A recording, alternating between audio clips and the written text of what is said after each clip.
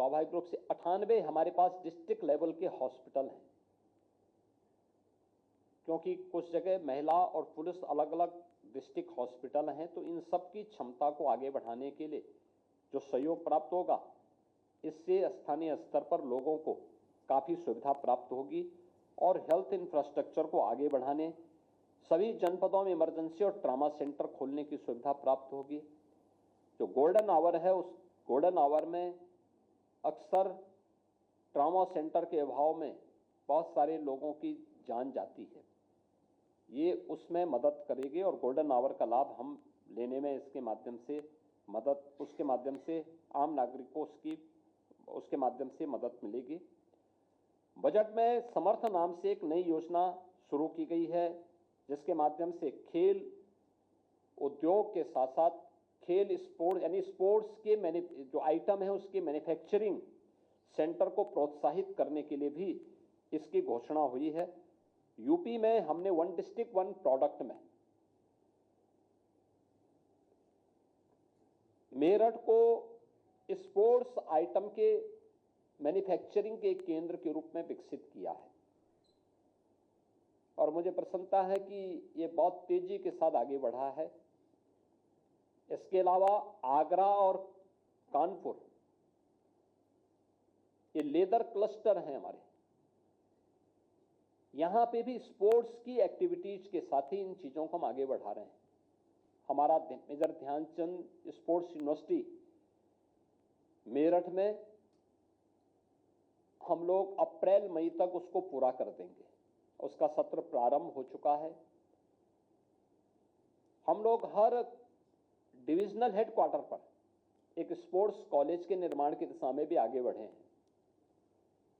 हमने private academy को भी प्रोत्साहित करने के लिए उन्हें सहयोग करने की दिशा में कदम बढ़ाए हैं। स्वाभाविक रूप से ये समर्थ नाम की जो स्कीम है, इस स्कीम का लाभ यूपी को एक बड़े स्पोर्ट्स आइटम के मैन्युफैक्चरिंग के एक हब के रूप में स्थापित करने में इससे हमें मदद मिलेगी। स्पोर्ट्स प्रोडक्ट के में आत्मनिर्भर बनाने में उत्तर प्रदेश एक बड़ी भूमिका का निर्वहन कर पाएगा और इसको हम आगे बढ़ाने में कार्य कर पाएंगे।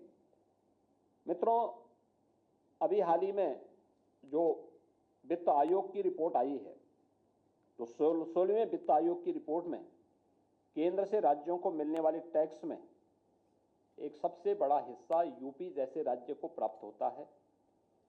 यूपी की बड़ी जनसंख्या को देखते हुए ये 17% की एक बड़ी जिम्मेदारी अब यूपी के ऊपर आई है। यूपी को स्वाभाविक रूप से इसका लाभ होगा।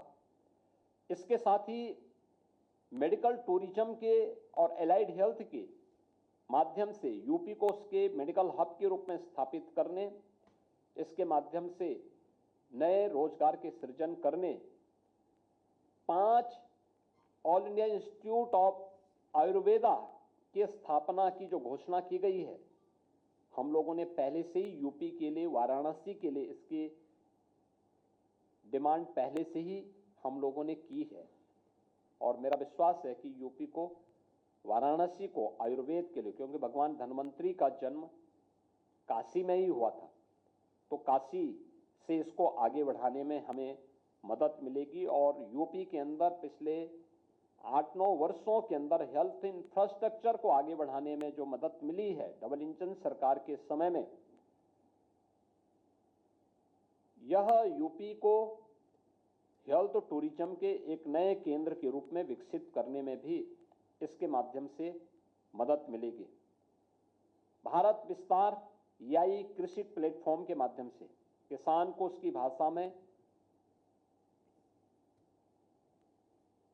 हम कृषि के बारे में अवगत करा सकें, उससे जुड़े हुए कुछ मामले जो भी रहते हैं उसी की भाषा में वो समझ सके, वह याई कृषि प्लेटफॉर्म के माध्यम से उसको बताने में मदद मिलेगी। कृषि संबंधी योजनाओं को आगे बढ़ाने में मदद मिलेगी।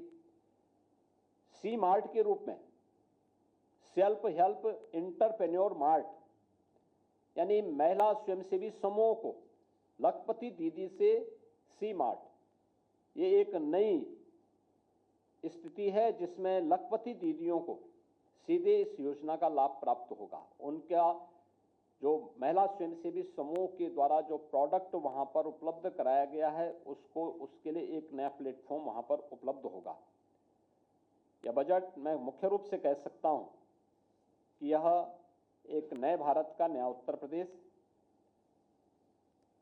और नए भारत के नए उत्तर प्रदेश में आज सड़क भी है और उसकी स्पीड भी है, निवेश भी है और विश्वास भी, पहचान भी है और उस पर एक आत्म गौरव का भाव भी, शासन भी है और उसका एक निर्णायक नेतृत्व भी है। मेरा मानना है कि जो हमारे पास इंफ्रास्ट्रक्चर के लिए, एक्सप्रेसवे के लिए, रेलवे कॉरिडोर के लिए, फ्रेट कॉरिडोर के लिए, लॉजिस्टिक के लिए और शहरी इंफ्रास्ट्रक्चर के लिए, हेल्थ इंफ्रास्ट्रक्चर के लिए बजट में जो कुछ भी घोषणाएं हुई, इसका लाभ यूपी को प्राप्त होगा।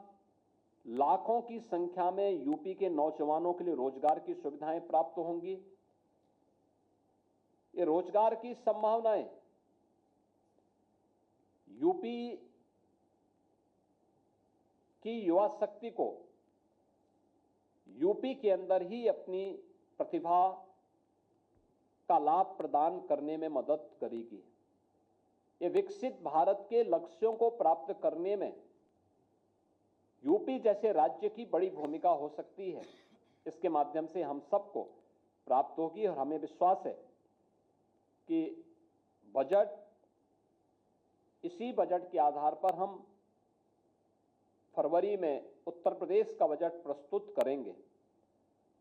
स्वाभाविक रूप से डबल इंजन सरकार के इस बजट का लाभ देश की सबसे बड़ी आबादी को प्राप्त होगा और प्रधानमंत्री जी के विजन के अनुरूप विजन 2047 आत्मनिर्भर और विकसित भारत के संकल्पों को इस बजट के माध्यम से प्राप्त करने में हमें मदद होगी। आज के इस अवसर पर मैं वर्ष 2026-27 के केंद्र सरकार के इस बजट के लिए आदरणीय प्रधानमंत्री जी के प्रति आभार व्यक्त करता हूं। केंद्रीय वित्त मंत्री जी को हृदय से धन्यवाद देता हूं और विश्वास करता हूं कि यह बजट विकसित भारत और विकसित उत्तर प्रदेश के प्रधानमंत्री जी के विजन को आगे बढ़ाने में एक निर्णायक भूमिका का निर्वहन करेगा।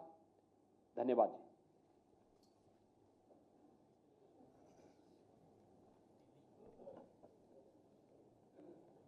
देखिए, बजट को लेकर मुख्यमंत्री योगी आदित्यनाथ ये प्रेस कॉन्फ्रेंस साझा कर रहे थे, क्योंकि यहां पर देशव्यापी अभियान बीजेपी की तरफ से शुरू किया गया है। बजट को लेकर तमाम जानकारियां साझा की जा रही हैं और इसी कड़ी में शुरुआत हो चुकी है। बजट को लेकर मुख्यमंत्री योगी आदित्यनाथ ने प्रेस कॉन्फ्रेंस साझा की, जिसमें उन्होंने सबसे पहले बजट पर प्रधानमंत्री नरेंद्र मोदी का धन्यवाद किया। कार्य करने वाला जो गरीब है,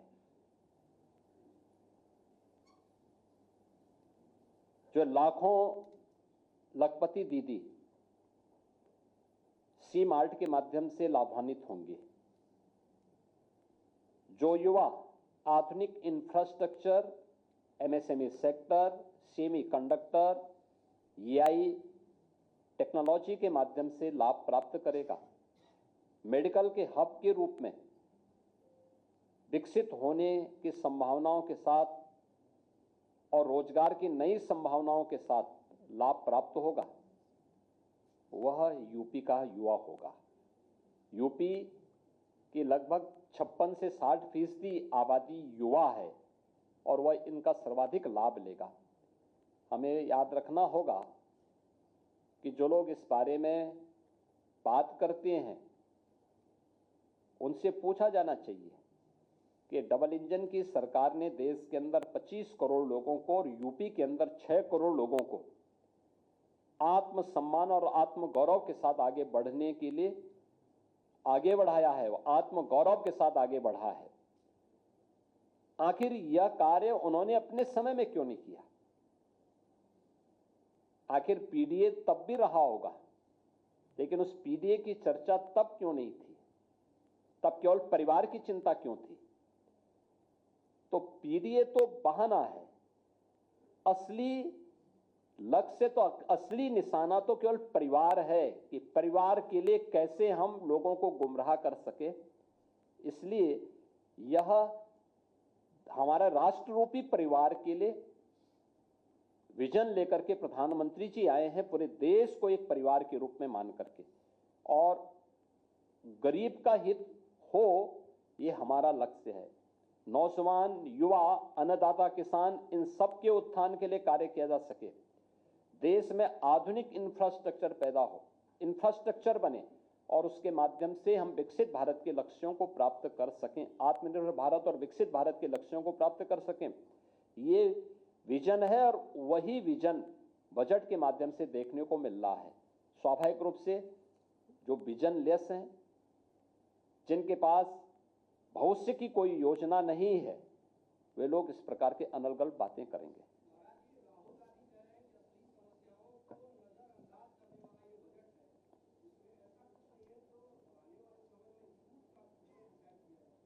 हमने बता दिया ना कि इसमें आज की नई इमर्जिंग टेक्नोलॉजी के साथ यूथ को जोड़ने का काम हो रहा है।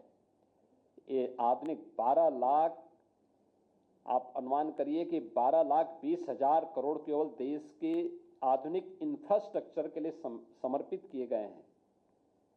हेल्थ के 5 नए हब देश के अंदर अत्याधुनिक हेल्थ के बनने की दिशा में नए कार्य होने जा रहे हैं।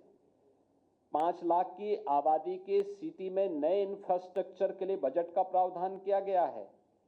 महिला समूह को सी मार्ट के माध्यम से, एसएचजी से सी मार्ट तक की इस यात्रा को आगे बढ़ाने के लिए, और एमएसएमई सेक्टर जिसमें रोजगार की सर्वाधिक संभावनाएं हैं, इस सेक्टर के लिए जो घोषणाएं की गई हैं ये उत्साहवर्धक है, एक निर्णायक भूमिका का निर्वहन करेंगे। स्वाभाविक रूप से युवा इससे सर्वाधिक लाभान्वित होगा और उस कोष को आगे बढ़ाने में मदद मिलेगी।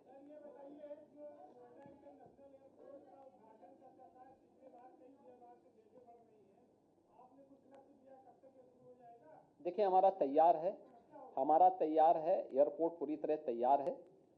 उसमें इस एयरपोर्ट के लिए एरोड्रम लाइसेंस की कार्रवाई फाइनल स्टेज में है। मेरा मानना है कि हम लोग इस महीने आदरणीय प्रधानमंत्री जी के कर कमलों से हमारा प्रयास होगा कि इस एयरपोर्ट का हम लोग उद्घाटन करवा दें। काफी बड़ा आया है देश की रक्षा आवश्यकताओं की पूर्ति के लिए और डिफेंस मैन्युफैक्चरिंग कॉरिडोर। मैं धन्यवाद दूंगा आपको कि मैं इस बात को भूल गया था, लेकिन डिफेंस मैन्युफैक्चरिंग कॉरिडोर के लिए यूपी में 6 नोड हमारे विकसित हो रहे हैं। अब तक यहाँ पे काफी बड़े पैमाने पे लगभग 12,500 करोड़ रुपए के निवेश के प्रस्ताव आए हैं, जिनमें से काफी बड़े पैमाने पर वह जमीनी धरातल पर उतर चुके हैं। 40,000 युवाओं को अभी हमारे सभी नोड्स में, अलग अलग नोड में कार्य भी प्राप्त हुआ है, जिसमें ड्रोन मैन्युफैक्चरिंग की कार्रवाई भी चल रही है।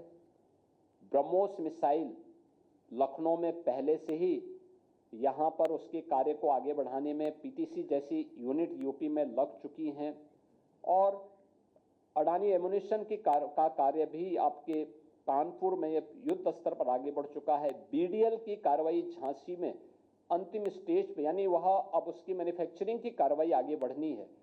स्वाभाविक रूप से डिफेंस के लिए बढ़ा हुआ यह बजट यूपी जैसे डिफेंस मैन्युफैक्चरिंग के एक नए हब के रूप में यूपी उभरा है, इसका लाभ यूपी को प्राप्त होगा, यूपी के निवेशकों को प्राप्त होगा। हाँ, हम उसको जहां आवश्यकता पड़ रही वहां पे हम लैंड बैंक एक बना करके उसको आगे बढ़ाना है। आपके मोबाइल पर तुरंत आएगी ब्रेकिंग न्यूज, स्क्रीन पर सबसे पहले दिखेगी बड़ी खबर, देश दुनिया की हर खबर एक जगह। अब आपके मोबाइल पर तुरंत फटाफट इंस्टॉल कीजिए न्यूज नेशन ऐप और रखिए खुद को अपडेट।